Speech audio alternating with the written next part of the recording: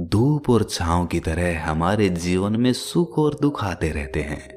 हमें लगता है कि हमारे जीवन में हजारों दुख है, लेकिन अगर वास्तविकता में देखा जाए, आंखें खोल कर देखा जाए, तो जीवन में सिर्फ एक ही दुख होता है। और वो दुख क्या है? इस बोध कहानी के माध्यम से हम समझ जाएंगे कि वो एकमात्र दुख क्या है और उसका समाधान क्या है। तो अपने दुख का निवारण करने के लिए इस कहानी को आखिर तक जरूर सुने। इससे पहले कि आप इस कहानी में खो जाएं, इस चैनल को सब्सक्राइब जरूर कर लें। तो चलिए कहानी शुरू करते हैं। एक गांव में सबल नाम का एक आदमी रहता था। वो अपने जीवन से बहुत निराश था। उसकी निराशा का कारण ये था कि वो अभी तक कुछ भी नहीं करता था। उसके घर वाले उसे दूसरों का उदाहरण देकर ताने मारते थे और कहते थे कि वो सब तो कामयाब हो गए और तू यहीं का यहीं रह गया।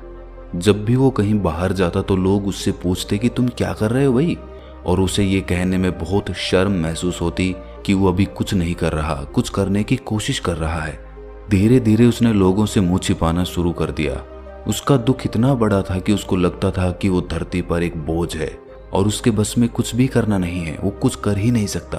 तो वो जी कर क्या करेगा? उसे मर जाना चाहिए।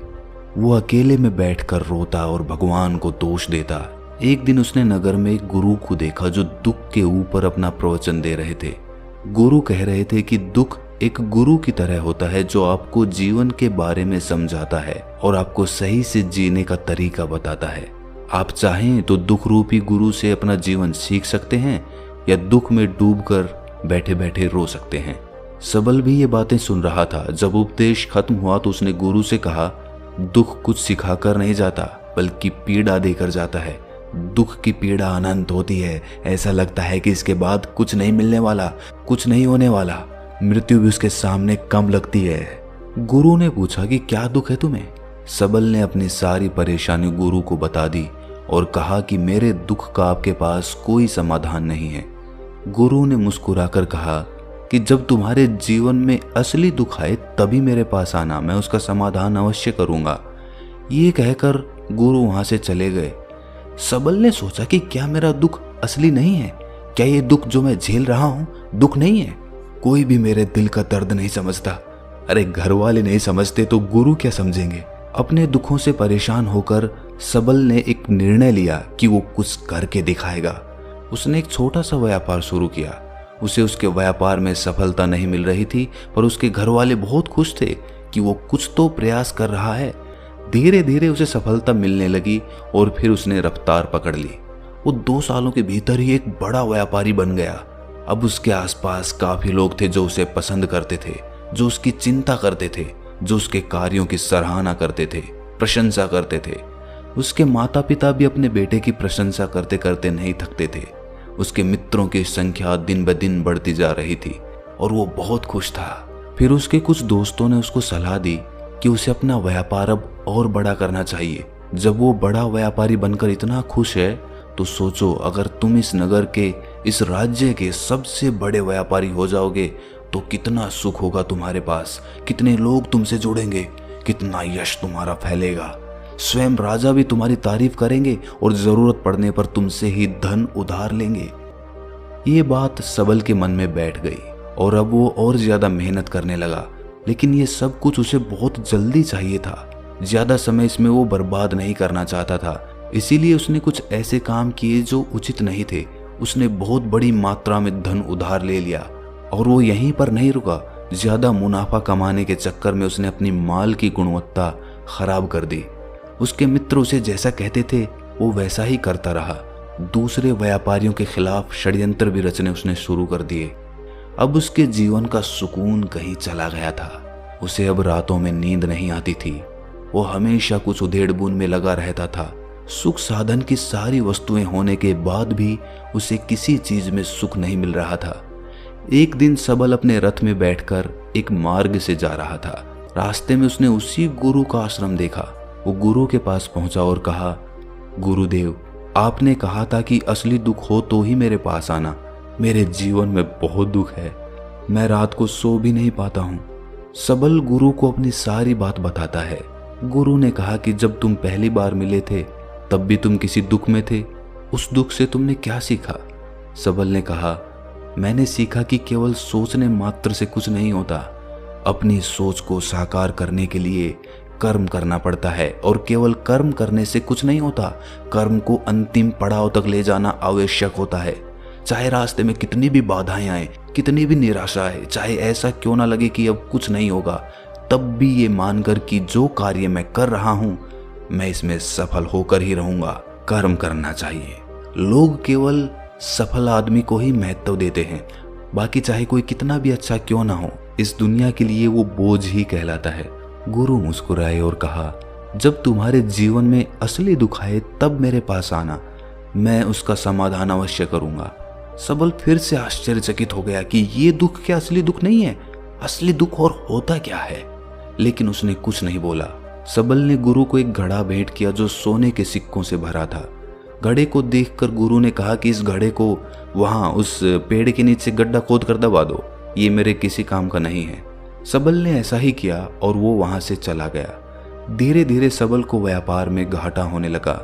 उसकी धन संपदा धीरे धीरे घटने लगी और एक ऐसा समय आया जब उसके ऊपर बहुत कर्जा हो गया था। लेकिन वो निश्चिंत था, क्योंकि कर्जा उसके मित्रों द्वारा ही उसे दिया गया था। वो सोचता था कि उसके मित्र उसके बुरे समय में उसका साथ देंगे, पर ऐसा कुछ नहीं हुआ। सबसे पहले उसके मित्रों ने ही अपना उधार धन उससे मांगना शुरू कर दिया। ना देने पर जान से मारने की धमकी तक दी। उसके शुभ चिंतक, उसके चाहने वाले सब उससे दूर होते चले गए। उसके पिता उसकी गलतियों को उसे गिनवाने लगा। उसकी सारी संपत्ति नीलाम हो गई। उसके पास कुछ नहीं बचा। वो सड़क पर आ गया। उसने अपने पिता से सहायता मांगी। पिता ने कहा कि मेरे पास तो ये थोड़ी सी संपत्ति है, अगर मैं तुम्हें ये दे दूं तो मैं तुम्हारी माँ को कहाँ रखूंगा? हमारा सहारा यही संपत्ति है बेटा। उसके जीवन में बहुत गहरा दुख था। उसके आसपास कोई भी ऐसा नहीं था जो उसे संभाल सके। इस धोखे की वजह से वो टूट गया था। लगता था कि जीने का कोई मतलब नहीं है, मृत्यु ही एकमात्र सहारा है। वो मरने के लिए एक नदी की तरफ जा ही रहा था, तभी रास्ते में उसे याद आया कि गुरु ने कहा था कि जब उसके जीवन में असली दुख आए तो वो उनके पास आए और वो उसके दुख का समाधान कर देंगे। सबल गुरु के पास गया और उसने गुरु को सारी बात बताई और कहा कि मेरे दुख का समाधान कीजिए गुरुदेव। गुरु ने कहा कि जब तुम्हारे जीवन में असली दुख आए तभी मेरे पास आना, मैं उसका समाधान अवश्य कर दूंगा। सबल ने कहा कि असली दुख क्या होता है ये असली दुख गुरुदेव? क्या अब मेरे जीवन में जो घट रहा है वो दुख नहीं है? गुरु ने कहा कि पहले ये बताओ कि तुमने अपने इस दुख से क्या सीखा है।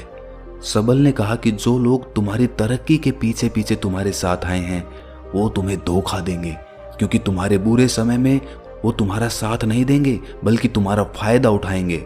भरोसा केवल उन्हीं लोगों पर करना चाहिए जो तुम्हारे बुरे समय में, असफलता के समय में तुम्हारे साथ खड़े रहे हों। और ऐसे लोग बहुत कम ही देखने को मिलते हैं गुरुदेव। जिन्हें मिलते हैं उन्हें हमेशा उनकी कद्र करनी चाहिए। कभी किसी के खिलाफ षड्यंत्र नहीं करना चाहिए।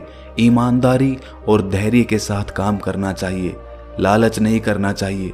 गुरु ने पेड़ के नीचे गड्ढा खोदकर घड़ा निकाला जिसमें सोने के सिक्के भरे थे और वो घड़ा सबल को दे दिया और कहा कि जब असली दुख आए तभी मेरे पास आना।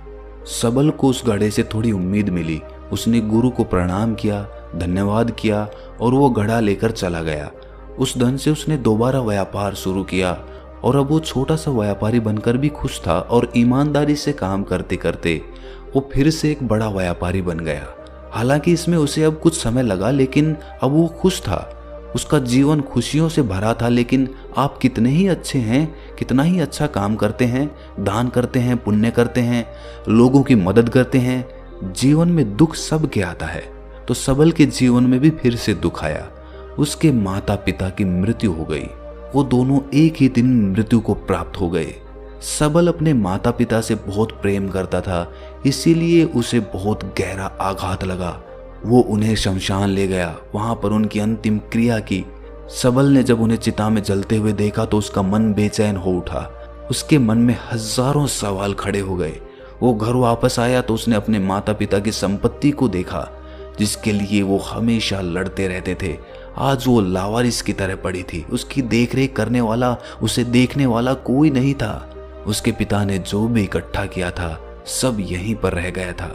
एक दिन पहले तक भी वो अपनी संपत्ति के लिए किसी से भी लड़ने के लिए तैयार थे, लेकिन आज सब कुछ खत्म हो चुका था। उसका मन बहुत बेचैन हो रहा था।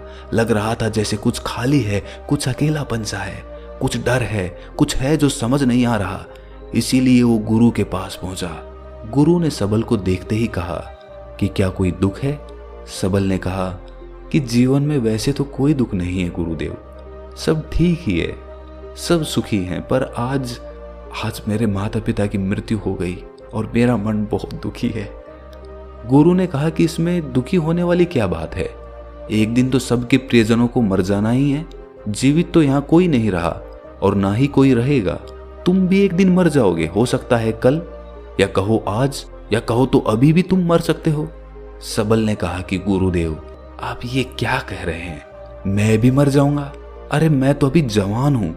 गुरु ने कहा कि प्यारे, इस भ्रम में मत जीना कि मृत्यु बूढ़ों को ही आती है। बूढ़ों के सामने जवान भी मर जाते हैं, बच्चे मर जाते हैं। मृत्यु का किसी की उम्र से कोई लेना देना नहीं है। गुरु के मुख से ये बातें सुनकर सबल वहां से चुपचाप चला गया, पर उसका मन जैसे बेचैन हो गया था। वो कुछ खालीपन सा महसूस कर रहा था। दिन रात वो अपने बारे में ही सोचता रहता कि वो क्या कर रहा है, वो क्या है, क्यों है, कैसे है, हम क्या हैं, हम क्या करने आए हैं यहाँ पर? क्या बस चीजों का उपभोग करना और मर जाना ही जीवन का असली मतलब होता है? उसे कोई जवाब नहीं मिल रहा था और उसका दुख बढ़ता ही जा रहा था। कुछ दिन बाद वो वापस उसी गुरु के पास पहुंचा और गुरु को सारी बात बता दी। गुरु मुस्कुराए और गुरु ने कहा कि आज पहली बार तुम्हारे जीवन में असली दुख उत्पन्न हुआ है। वास्तव में यही है जो दुख कहलाने लायक है कि हमें पता ही नहीं है कि हम क्या कर रहे हैं, क्यों हैं, कैसे हैं, कौन हैं हम और हमें क्या करना है। सबल ने कहा गुरुदेव मेरे दुख का समाधान कीजिए। गुरु ने कहा कि हम सब अपने जीवन भर क्या इकट्ठा करते रहते हैं। सबल ने कहा कि गुरुदेव सभी लोग धन संपत्ति, मान सम्मान, प्रेम, परिवार, मित्र, शत्रु, पद प्रतिष्ठा इकट्ठा करते रहते हैं। गुरु ने कहा कि क्या इनमें से कुछ भी इकट्ठा करके हम अपने साथ ले जा सकते हैं? सबल ने कहा कि नहीं गुरुदेव, इनमें से तो कुछ भी साथ नहीं ले जाते। मेरे माता पिता के साथ भी कुछ नहीं गया, सब तो यहीं पर छूट गया। गुरु ने कहा ध्यान से समझना, इस दुनिया में हम जिसे इकट्ठा करते हैं उसे हम कभी इकट्ठा करते ही नहीं। सभी चीजों को देखते हैं लेकिन उसे देखते ही नहीं। जिसे हमें इकट्ठा करना है वो है हम खुद। हमें इस दुनिया में अपने आप को इकट्ठा करना है ताकि जब हमारी मृत्यु हो तब हम एक हो सकें और अपने आप को पहचान सकें। हम बटे हुए हैं प्रेम में, नफरत में, क्रोध में, क्रूरता में, धन में, संपत्ति में, पद में, प्रतिष्ठा में, सम्मान में, पहचान में, धर्म में, जाति में, दूसरों को लूटने में और अपने आप को लुटाने में, और ऐसी ही हजारों लाखों वासनाओं में हम बंटे पड़े हैं। हम टुकड़ों में जीवन जी रहे हैं। हमारी चेतना कभी भी एक नहीं हो पाती। हमारी ऊर्जा शक्ति बिखर गई है। इसीलिए हमारे पास इतना भी समय नहीं है या इतनी भी शक्ति नहीं है कि हम मुड़कर अपनी ओर देख सकें। वास्तव में लोग जिंदगी भर जिन्हें दुख दुख कहकर चिल्लाते रहते हैं और उनका समाधान खोजते रहते हैं, उन्हें उनका समाधान कभी मिलेगा ही नहीं, क्योंकि जिन्हें वो दुख कहते हैं वो दुख है ही नहीं। इसीलिए यहाँ किसी को कभी उनके दुख का समाधान नहीं मिलता। वो बस एक परिस्थिति से छूटकर दूसरी परिस्थिति में फंस जाते हैं। जैसे वो पहली समस्या में रो पड़ते थे वैसे ही वो दूसरी समस्या में रो पड़ते हैं। हमेशा ही एक समाधान नजर आता है, वो है मृत्यु, पर वो भी कोई समाधान नहीं है। इसीलिए इन सब का अगर परम समाधान चाहिए तो अपने आप को इकट्ठा करो, अपनी ऊर्जा को इस संसार से वापस खींचो, उसे एकत्रित करो, अपने ऊपर ध्यान दो, अपने पर ध्यान लगाओ। मृत्यु से पहले अपने आप को पहचान लो, ऐसे ही बिखरे हुए मत चले जाना। सबल ने कहा तो क्या गुरुदेव हमें ये संसार छोड़ देना चाहिए, अपनी इच्छाओं को मार देना चाहिए, धन संपत्ति इकट्ठी नहीं करनी चाहिए, क्या हमें यहाँ किसी से प्रेम भी नहीं करना चाहिए? गुरु ने कहा तुमसे इच्छाएं, कामनाएं और वासना ऐसे ही निकलती है जैसे पहाड़ से कोई पत्थर गिर रहा हो, जिस पर पहाड़ का कोई नियंत्रण ही नहीं है सिवाय देखने के और परेशान होने के। जब तुम एकत्रित हो जाते हो तब जो भी तुम करते हो वो सब नियंत्रण में रहता है। तब इच्छाएं भी तुम्हारी इच्छा से निकलती है। सबल ने कहा, गुरुदेव, आपने मेरे सच्चे दुख का निवारण कर दिया है। आपका बहुत आभारी हूं। अब मैं अपने आप को एकत्रित करूंगा गुरुदेव। मानव शरीर में बहुत ऊर्जा है, बहुत शक्ति है, पर वो बेकार की चीजों में बंट कर रह गई है, व्यर्थ की चीजों में लगी रहती है। दोस्तों, अक्सर हम ऊपर वाले से सवाल करते हैं कि हमारे जीवन में इतने दुख क्यों हैं। हम सभी के मन में ये सवाल उठता है और इसका जवाब है कि वो परमात्मा हमें उस परम दुख तक ले जाना चाहता है, उस सबसे बड़े दुख तक ले जाना चाहता है, जहां पर हमें पता चल सके कि इंसानी आत्मा का असली दुख क्या है। और वो दुख है अपने आप को ना पहचान पाना, अपनी शक्तियों को ना पहचान पाना, अपने आप को इकट्ठा ना कर पाना, अपने आप पे नियंत्रण ना कर पाना। हमारे जीवन में यही दुख होता है, लेकिन इस दुख को ना देखकर हम सभी प्रकार के दुख देखते हैं, लेकिन इस दुख पर हमारा कभी ध्यान ही नहीं जाता।